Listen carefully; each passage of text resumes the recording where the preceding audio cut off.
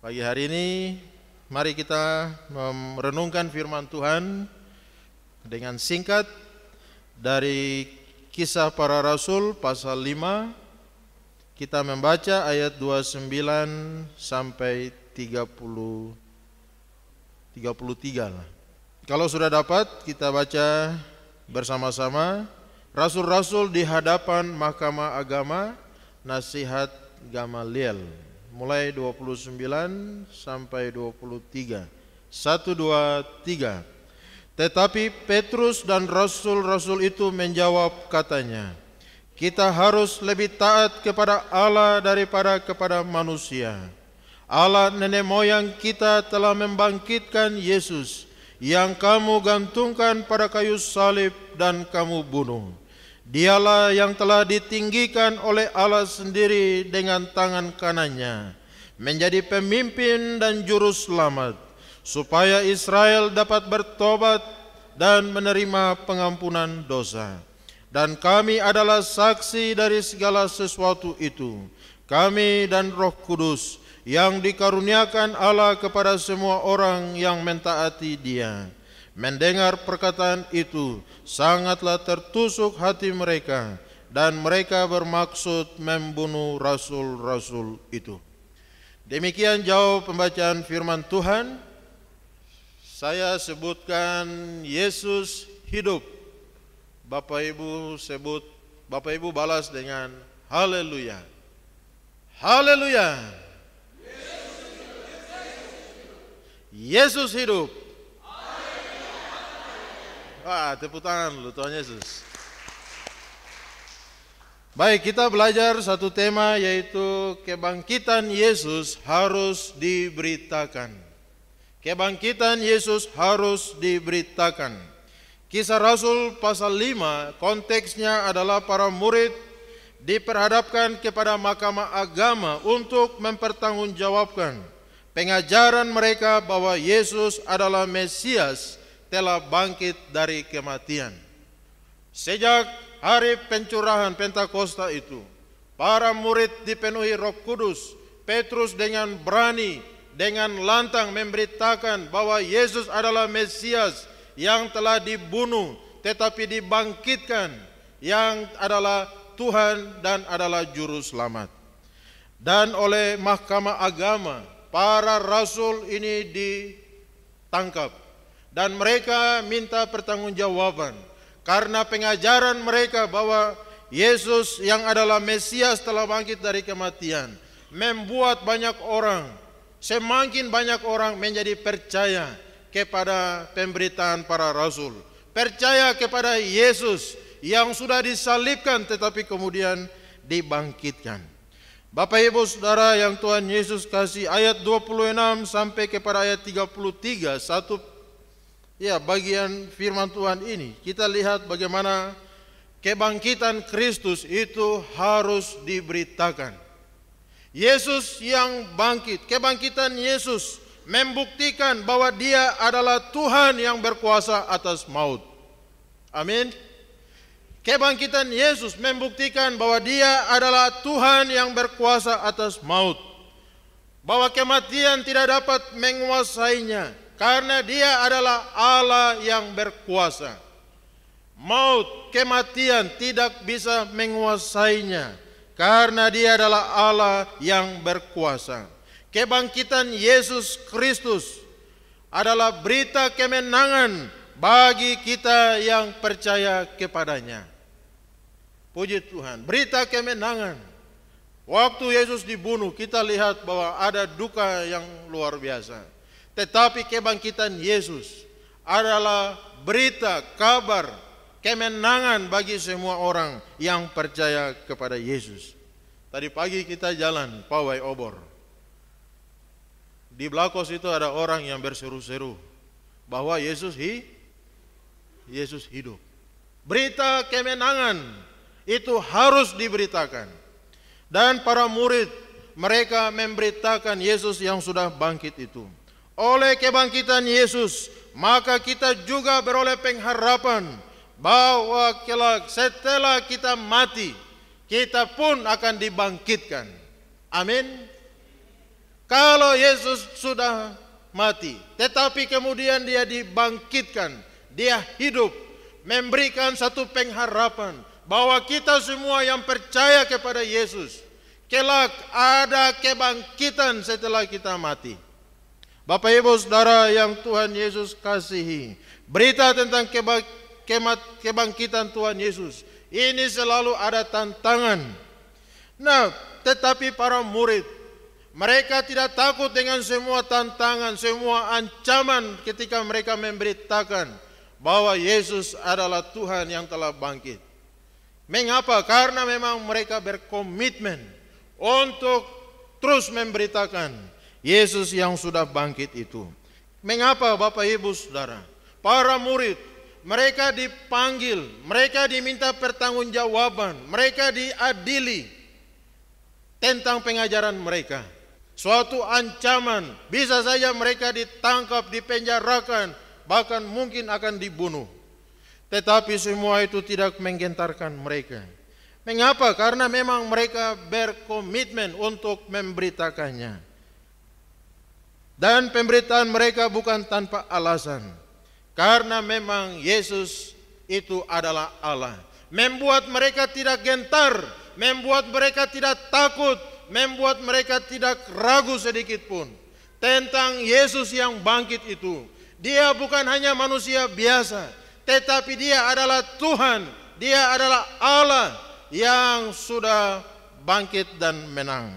Sehingga para murid, mereka tidak gentar. Mereka berkomitmen walaupun ada tantangan, karena memang Yesus adalah juru selamat. Yesus adalah pribadi yang ditinggikan oleh Allah, dan mereka semua adalah saksi yang telah menyaksikannya. Bapak Ibu Saudara yang Tuhan Yesus kasihi, 12 murid ini memang hari Jumat itu mereka terpencar, lari ketakutan sembunyi. Tetapi ketika hari itu Yesus bangkit, kabar disampaikan lewat para wanita yang setia mengiring Yesus. Dan para murid pun mereka pergi cepat-cepat. Petrus berlari untuk menyaksikan kubur yang telah kosong itu, kubur yang telah terbuka itu. Bapak Ibu Saudara yang Tuhan Yesus kasih, kebangkitan Yesus harus diberitakan walaupun ada tantangan. Tetapi di dalam waktu yang singkat, seluruh Yerusalem yang tadinya mereka tahu dan mereka sendiri menyaksikan peristiwa yang mengenaskan Yesus disalibkan, dalam sekejap waktu Yerusalem itu penuh dengan nama Yesus. Kenapa? Gara-gara 12 orang ini yang berkomitmen untuk memberitakan kebangkitan daripada Tuhan Yesus Kristus. Bapak Ibu Saudara yang Tuhan Yesus kasihi, ada tantangan, tetapi berita itu harus diberitakan. Berita kebangkitan Kristus adalah berita anugerah bagi semua orang yang percaya. Roma 1 ayat 16 berkata bahwa Injil adalah kekuatan Allah yang sanggup menyelamatkan semua orang yang percaya. Pertama-tama orang Yahudi, orang Yunani dan seterusnya. Bahwa berita Injil itu, berita yang di dalamnya menjelaskan bahwa Yesus yang telah bangkit dari kematian. Berita itu adalah kekuatan Allah yang menyelamatkan semua kita yang percaya kepadanya. Bapak Ibu Saudara, puji Tuhan, lewat momen Paskah hari ini, tahun ini, kita diingatkan bahwa kebangkitan Yesus bukan hanya untuk kita pribadi, tetapi harus kita beritakan, harus kita saksikan, harus kita sampaikan kepada orang lain. Nah, itulah berita Injil, kabar baik, kabar sukacita, kabar pengharapan bagi dunia ini. Orang dunia hari ini membutuhkan kepastian akan keselamatan. Nah, itu sebabnya kabar kebangkitan Yesus adalah berita yang sangat penting. Paulus berkata 1 Korintus 15 ayat 16, jikalau Yesus tidak dibangkitkan, maka sia-sialah iman kamu. Kalau Yesus Kristus tidak bangkit, maka sia-sialah semua pelayanan dan semua pemberitaan daripada para rasul. Kalau Yesus tidak bangkit, tetapi puji Tuhan, Yesus bangkit. Itu sebabnya tidak sia-sia kita percaya, kita beriman kepadanya. Kalau Yesus tidak bangkit, berarti kita lihat bahwa kebangkitan Yesus ini menjadi satu inti daripada iman Kristen kita. Kita percaya kepada Allah, kepada Tuhan yang hidup. Amin. Oh, haleluya. Yesus hidup.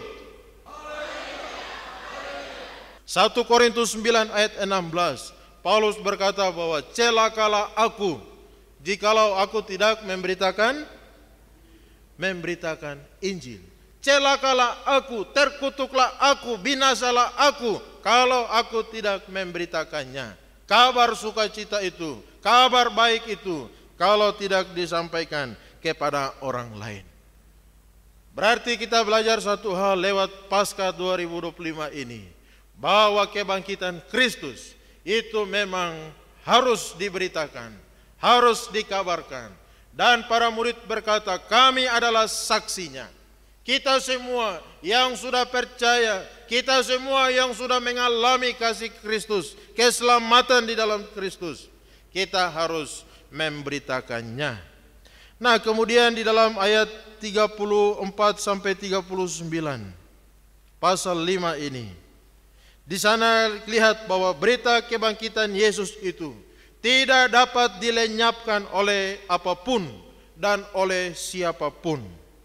Pemberitaan para murid dihalangi oleh semua kekuatan yang ada pada waktu itu, baik kekuatan mahkamah agama, tua-tua Israel maupun para orang Farisi.